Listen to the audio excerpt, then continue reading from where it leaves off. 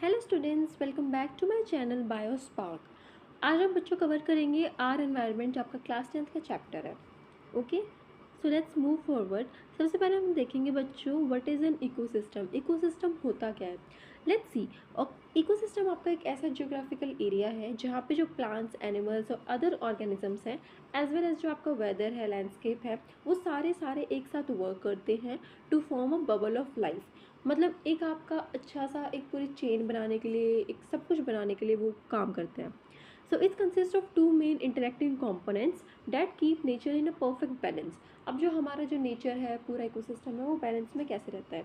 वो बैलेंस में बच्चों ऐसे रहता है जब आपका जो एबायोटिक और जो बायोटिक कंपोनेंट्स है, दोनों साथ में वर्क करता है।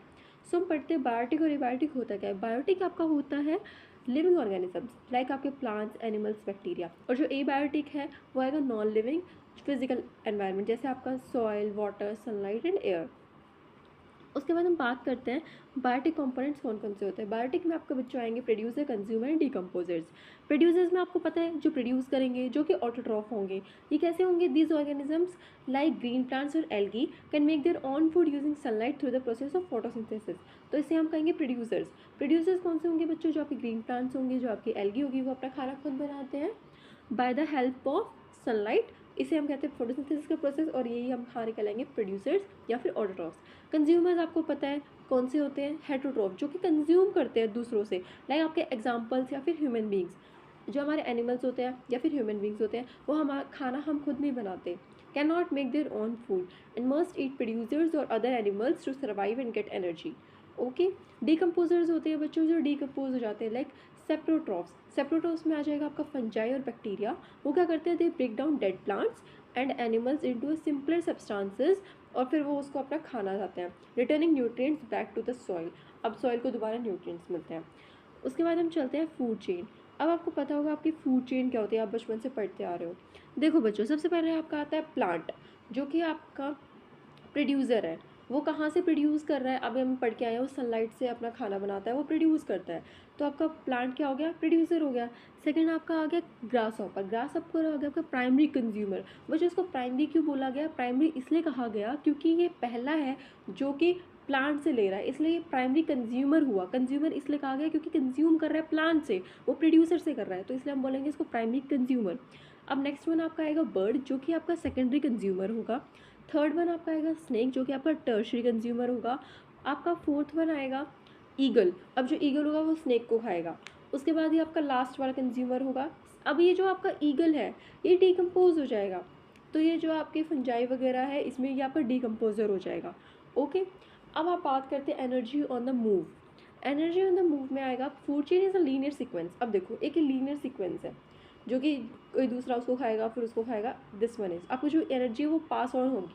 अब आपने पढ़ा होगा 10% लॉ, ये सब, जिसमें एनर्जी अभी क्या हो रही है? पास हो रही है, मतलब लीनियर है। लीनियर बच्चों होता है वो दोबारा रिपीट नहीं हो रही उसके पास जाके, वो कम कम कम या ज़्यादा से ज़्यादा होगी। ऐसे नहीं होगी कि 10% उसके पास है तो 20% उसके पास चली जाएगी। नो, ऐसा नहीं होगा, वो एक लीनियर सीक्वेंस होगी through which nutrients and energy pass in an ecosystem, जिसकी वजह से जो आपकी न्यूट्रिएंट्स और एनर्जी है वो आपके इकोसिस्टम में पास होती है।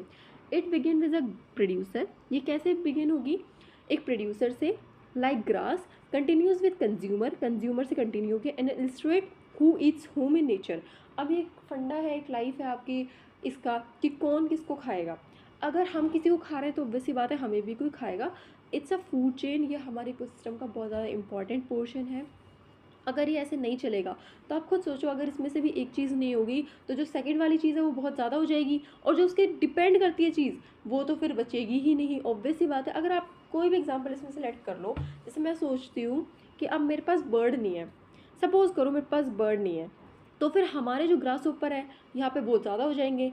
ठीक है, हमारे अर्थ पे पूरी पूरी ग्रास ऊपर ही हो जाएंगे, और जो स्नेक है वो तो बेचारा भूखा ही मर जाएगा, फिर उसका वो पूरी जनरेशन खत्म हो जाएगी। अगर स्नेक खत्म हुए तो उसके बाद ईगल खत्म हो जाएगा, ईगल नहीं बचेंगे तो जो फंजाई वगैरह वो कैसे अपना खाना लेंगे, और फिर उसके बाद ये पूरी फूड चेन की ख़राब हो जाएगी। सो ये एक ऐसी फूड चेन होती है जो कि अगर एक भी नहीं रहा तो उसके बाद डिपेंड नहीं करती। वैसे फूड वेब होता है, but if an take an example, तो अगर एक नहीं बचेगा तो दूसरा भी नहीं बचेगा फॉर श्योर। उसके बाद बात करते हैं फूड वेब।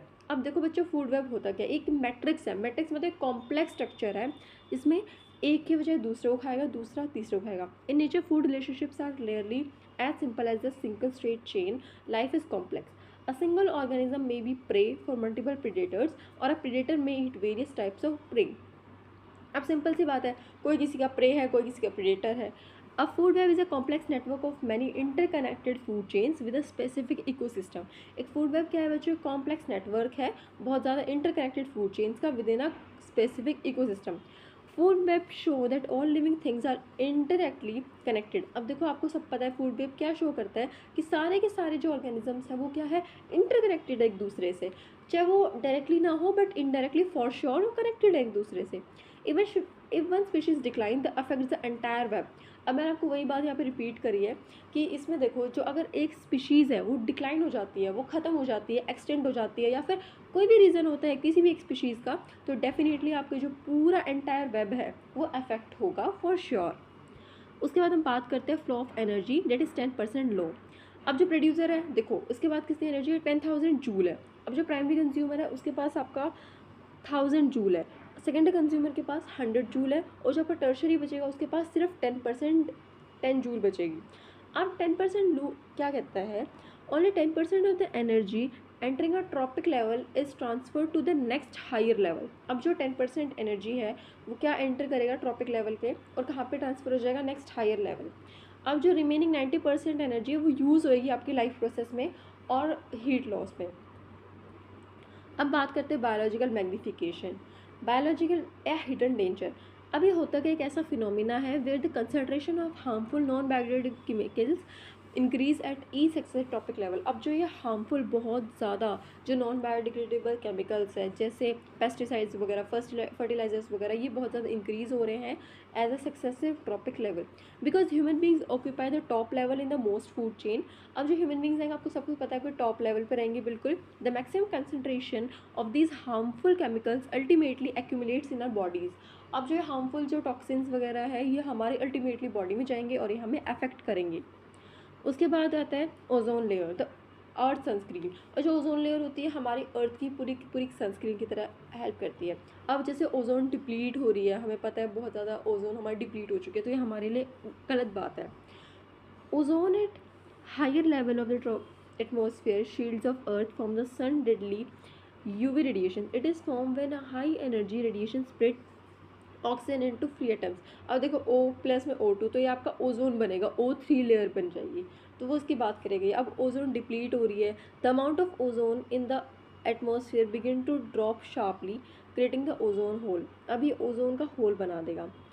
उसके बाद डिसइंडिजियस depletion was linked in the CFC. अब आपने CFC पढ़ा होगा, क्लोरोफ्लोरोकार्बन, जो कि रेफ्रिजरेंट्स और द एरोसल फायर में एक्सटिंग्विशन में यूज़ होता है. उसके बाद चलते हैं मैनेजिंग गार्बेज वी प्रोड्यूस. अब हम कैसे कैसे उसको मैनेज कर सकते हैं गार्बेज को जो हम प्रोड्यूस कर रहे हैं. Recycle, processing use materials into a new product to prevent waste of. अब हम उसको रिसाइकल कर दो, सबसे अच्छा है. कंपोस्ट कर दो, allowing organic waste to decompose natural to create nutrients. उसके बाद हम सेग्रीगेट कर दो. सेग्रीगेट मतलब separation waste at the sources. जैसे अगर हम सेपरेट करेंगे अलग अलग चीज़ों को अलग अलग में डालेंगे तो हमारे लिए ज़्यादा बेनिफिशियल है. उसके बाद अंडरस्टैंडिंग टाइप्स ऑफ वेस्ट. अब हम अंडरस्टैंड करते हैं कौन कौन से वेस्ट किस किस टाइप्स के होते हैं. सबसे पहले आता है आपको बायोडिग्रेडेबल, जो कि आपका ग्रीन होता है, जो कि आपका it can be broken down completely bye biological process. जैसे आपका बैक्टीरिया, फंजाई, ओवर टाइम, ये क्या होता है आपका बायोडिग्रेडेबल वेस्ट. इसका एग्जाम्पल आ जाएगा food scraps, paper, cotton. Non biodegradable में आ जाएंगे बच्चों जो कि ब्रेक डाउन नहीं हो सकते नेचुरल बायोलॉजिकल प्रोसेस के through. They persist in the environment for a long time and harm the ecosystem. इसका एग्जाम्पल आ जाएगा आपकी प्लास्टिक, ग्लास, मेटल्स वगैरह. Environmental impact, improper disposal leads to block drains, soil degradation. अब देखो ये हमारे एनवायरनमेंट में क्या क्या इम्पैक्ट करेंगे. ये ब्लॉक कर देंगे ड्रेन्स वगैरह को, सॉइल डिग्रेड होने में इम्पैक्ट करेंगे. उसके बाद death of animals that accidentally ingest toxin non biodegradable materials. अब हम इसको हेल्प कैसे कर सकते हैं. The 4R. फर्स्ट वन आ जाएगा आपका refuse, reduce, reuse and recycle. ये आपको बच्चों याद रखना है, ये इंपॉर्टेंट है. 4R कौन कौन से हैं. फर्स्ट वन आपका आएगा refuse, reduce, reuse and recycle. ये इंपॉर्टेंट है, याद कर लेना. And thank you for watching Biospark. Keep learning बच्चों. So thank you for watching. Like share and subscribe to BioSpark. Thank you.